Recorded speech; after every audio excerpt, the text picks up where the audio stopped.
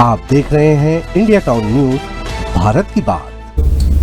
नमस्कार, मैं हूं आपके साथ संजना कुशवाहा। स्वागत है आपका हमारे खास बुलेटिन मध्य प्रदेश की खबरों में। तो चलिए बुलेटिन की शुरुआत करने से पहले एक नजर डालते हैं आज के हेडलाइंस पर। कराहल में जमीन घोटाला, जमीन कर दी दूसरों के नाम, पटवारी पर लगे आरोप।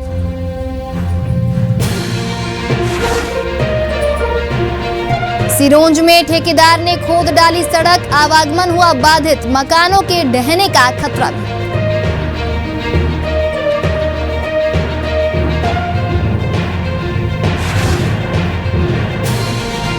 ग्वालियर में शव पर उलझन में पुलिस, नहीं हुई महिला की शिनाख्त, डिवाइडर पर मिली थी लाश।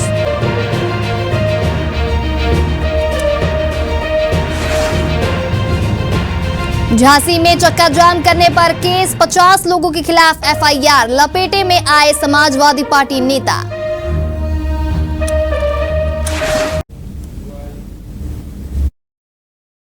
चलिए बढ़ते हैं खबरों की ओर। बेमौसम बारिश ने बड़वानी के ईंट भट्टा संचालकों की कमर तोड़ कर रख दी है। बता दें, इससे पहले भी कुछ दिन पूर्व हुई बारिश में ईंट भट्टा मालिकों को काफी घाटा उठाना पड़ा था। ज्यादातर भट्टों पर पकने के लिए तैयार ईंटें पानी में गलकर खराब हो गईं। ईंट भट्टा संचालकों के अनुसार बारिश के चलते लाखों रुपए का नुकसान हुआ है।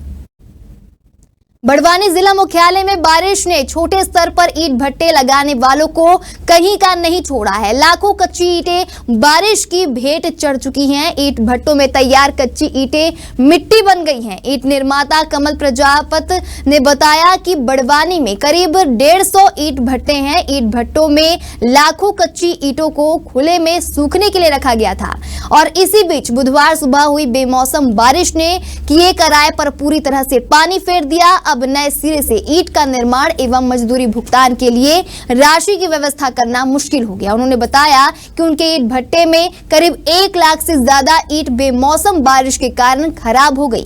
तो आप अंदाजा लगा सकते हैं कि 150 ईंट भट्टों में कितना नुकसान हुआ होगा। ये ईंट भट्टा चलाते हैं। ईंट भट्टा कहाँ पर है और क्या इस बार बारिश से क्या ये राजघाट रोड पे है बड़वानी में। ये क्या हुआ कि सुबह सुबह अचानक बारिश आ चुकी है। अब 9 तपा चल रहा था, हमको तो कोई मालूम नहीं कि बारिश आएगी। ढाकते ढाकते बेमौसम बारिश हो गई।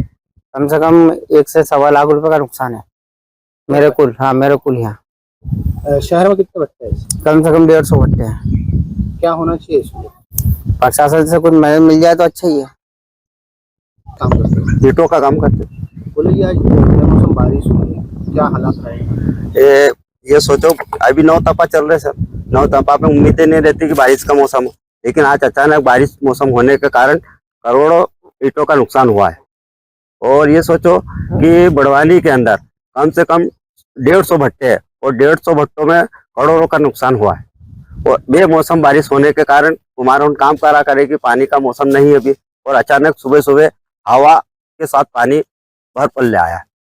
झांसी की मऊरानीपुर कोतवाली पुलिस ने समाजवादी पार्टी नेता रघुवीर चौधरी के साथ 8 नामजद सहित 9 महिलाओं और 40 अज्ञात पुरुषों के खिलाफ सरकारी कार्य में बाधा डालने और भीड़ को उकसाकर सड़क जाम कर प्रदर्शन करने का मामला दर्ज किया है।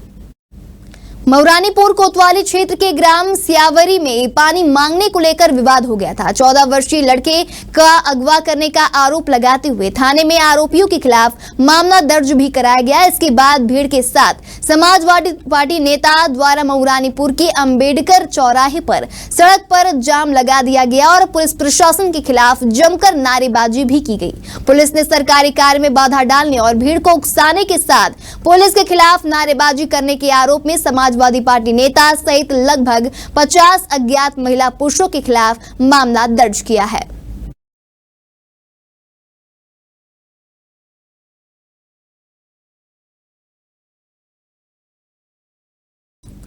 कराहल ब्लॉक के शिलपुरी ग्राम में सर्वे नंबर 884 की भूदान में मिली जमीन को फर्जी तरीके से दूसरे लोगों के नाम पर दर्ज कर देने का मामला सामने है। वहीं इस मामले में पटवारी पर गंभीर आरोप लगाए गए।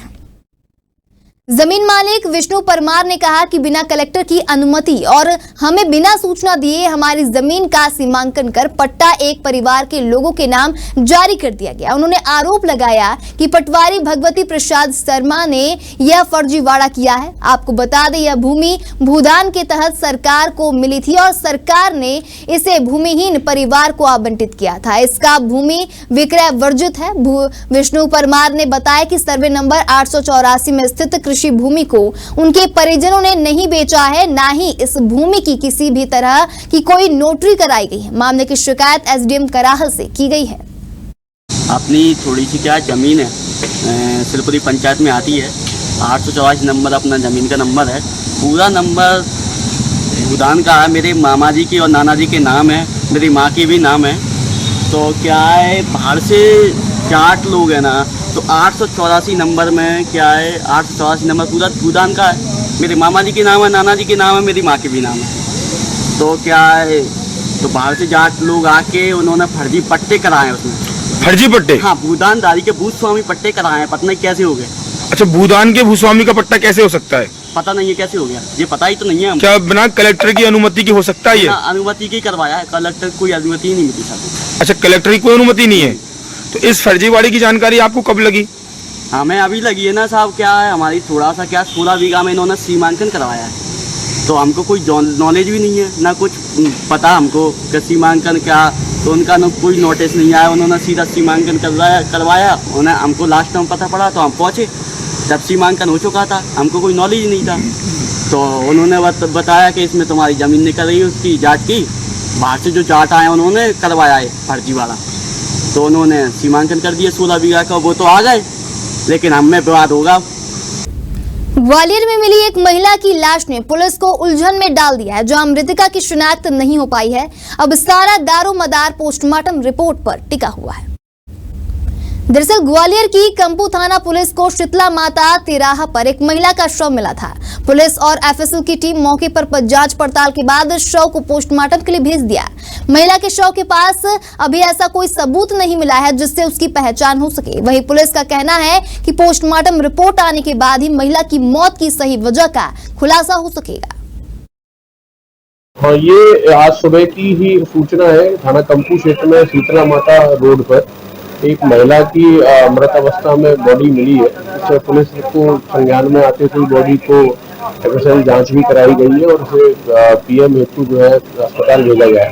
अभी हम महिला की चूंकि शनाख्ती नहीं हुई है, अभी सभी ग्रुप्स में और मीडिया के माध्यम से हमने उसकी पूरी जानकारी सर्कुलेट की है। तो महिला की शनाख्ती करेंगे। इसके बाद इसका पीएम होने के बाद ही इसमें स्थिति स्पष्ट होगी कि किस हालात में ये महिला की मृत्यु हुई है। अभी पुलिस इसमें जांच कर रही है। जो भी इसमें तथ्य आएंगे उनके परिजन जब मिल जाएंगे तो उनसे चर्चा करके इसमें लड़का क्या लग रहा है। अभी उसके आंख से और मुंह से खून निकलता दिखा है। अभी कोई जायरा चोट उसके बॉडी पर नहीं मिली है। तो अभी जांच का विषय है। जांच के बाद इसमें स्थिति स्पष्ट होगी कि कारण क्या रहे मौत। विदिशा जिले के सिरोंज के मेन मार्केट से काला बाजार रोड को नाला बनाने के लिए खोद दिए जाने से लोगों को बड़ी परेशानी हो रही है। बता दें, आसपास स्थित मकानों के गिरने का भी खतरा पैदा हो गया है। नाले पर पुलिया निर्माण के लिए रोड को खोद दिया गया है। उस रोड से लोगों को आवागमन करने में बड़ी असुविधा हो रही है। इस रोड से अधिकारी, कर्मचारियों और जनप्रतिनिधियों का भी आना जाना होता है। इसी रोड के नाले पर पुलिया बनाने के लिए ठेकेदार द्वारा करीब 25 दिन पहले खोद दिया गया है। अभी तक निर्माण नहीं किया गया है। वहीं आसपास के रहवासियों को परेशानी हो रही है। लोगों का कहना है कि जल्द ही नाले का निर्माण नहीं हुआ तो मकान धराशायी हो जाएंगे। ये साथ 20-25 दिन हो गए और 20-25 दिन से जो है कि ये नाला खोदा गया है और ऐसा खोदा गया कि ना तो काम हो रहा साहब। और ये देखो मेरा मकान का जो ये पोजीशन, मेरे जो मकान बैठ रहा और मेरा चढ़ने उतरने की दिक्कत परेशानी है। अब जो कि कल को कोई भी बात हो जाएगी, अगर मेरा मकान गिर जाएगा, इसका जिम्मेदार कौन है? क्या प्रशासन जिम्मेदार है या कोई शासन जिम्मेदार है? अभी तक आपने किसी अधिकारी से बात करी कुछ? मैं श्रीमान यहाँ दरोगा जी अभी आते हैं, सीओमओ साहब भी आते हैं और यहाँ पे अध्यक्ष साहब भी आते हैं, सब देख के और चले जाते हैं। 5 साल हो गए साहब टूटे हुए, 2 बार नाला खुद चुका है, कोई सुनवाई नहीं हो रही। अभी तक आपने कहीं अपनी दुकान बनाने के लिए आवेदन दिया? विधायक साहब को दिया है मैंने। और अधिकारी को? अधिकारी किसी को नहीं दिया मैंने। तो अभी अभी क्या कहा है आपसे, बना के देंगे या नहीं देंगे? अभी कुछ नहीं किया साहब, ये किया हाँ बना के देंगे, बस यही किया। उसमें जो पूर्व में इंजीनियर रहे हैं उनकी ड्राइंग डिजाइन अनुसार हमने उस पर काम चालू करवाया था, क्योंकि प्रैक्टिकली जब काम देखा मौके पे तो वहाँ पर एक तो प्रॉपर स्पेस नहीं है, दूसरा डेली लगातार बारिश हो रही है। बारिश के कारण क्या है, मिट्टी खिसक के जितनी हम खुदाई करते हैं वापस नाले में गिर जाती है। तो हमने क्या है उसके लिए पाइप ऑर्डर कर दिए थे, क्योंकि पाइप में 8 दिन का समय लगता है आने में, मैन्युफैक्चर होते हैं। पाइप आ चुके हैं और आज पाइप डल जाएंगे जितने नाले में। बरसात के मौसम में प्राकृतिक आपदाओं के दौरान राहत एवं बचाव कार्य के लिए होमगार्ड और एसडीआरएफ के जवानों को विदिशा के बांग्ला घाट पर प्रशिक्षण दिया जा रहा है। प्रशिक्षण के दौरान होमगार्ड और एसडीआरएफ के जवानों को तैराकी, गहराई तक गोते लगाने तथा मोटर बोट परिचालन का प्रशिक्षण दिया जा रहा है। गहराई, बाढ़ और जलभराव में फंसे लोगों को निकालने, खुद की सुरक्षा की बारीकियां जवानों को सिखाई जा रही है। वहीं प्लाटून कमांडर रश्मि दुबे सहित अन्य अधिकारी प्रशिक्षण दे रहे हैं। और यहाँ बंगला घाट पे प्रशिक्षण चलाया जा रहा है प्लाटून कमांडर श्रीमती रश्मि दुबे मैडम के नेतृत्व में, डिस्ट्रिक्ट कमांडेंट महोदय के आदेश अनुसार। तो यहाँ पे सिर्फ मतलब ये अपना तैराकी और बोट हैंडलिंग के लिए प्रशिक्षण चलाया जा रहा है, जिसमें सभी जो कुछ वीक हैं मतलब तैरने में और बोट हैंडलिंग में, तो उसके लिए मतलब पहले से बारिश के पूर्व प्रशिक्षण चलाया जा रहा है, जिससे कि सभी उसमें निपुण हो सकें कार्य में। जैसा कि हम सभी को पता है कि आगामी महीनों में वर्षा ऋतु प्रारंभ होने वाली है, तो इसको देखते हुए हमारे डीजी महोदय के निर्देशानुसार और कलेक्टर सर द्वारा जो निर्देश दिए गए हैं उसके परिपालन में हम ये प्रशिक्षण का आयोजन किया गया है। ये प्रशिक्षण 4 जून तक हम लोग संचालित करेंगे, जिसमें हमने सारे हमारे एसडीआरएफ, होमगार्ड और आपदा मित्रों को कंसीडर किया है। इस प्रशिक्षण के दौरान इनको तैराकी प्रशिक्षण, बोट हैंडलिंग और जो हमारे आपदा उपकरण होते हैं जो हमें राहत बचाव में उपयोग करते हैं, उन संबंध में प्रशिक्षण दिया जाएगा। हमारे खास बुलेटिन मध्य प्रदेश की खबरों में फिलहाल इतना ही। तमाम खबरों के लिए देखते रहिए इंडिया टाउन न्यूज, भारत की बात। आप देख रहे हैं इंडिया टाउन न्यूज, भारत की बात।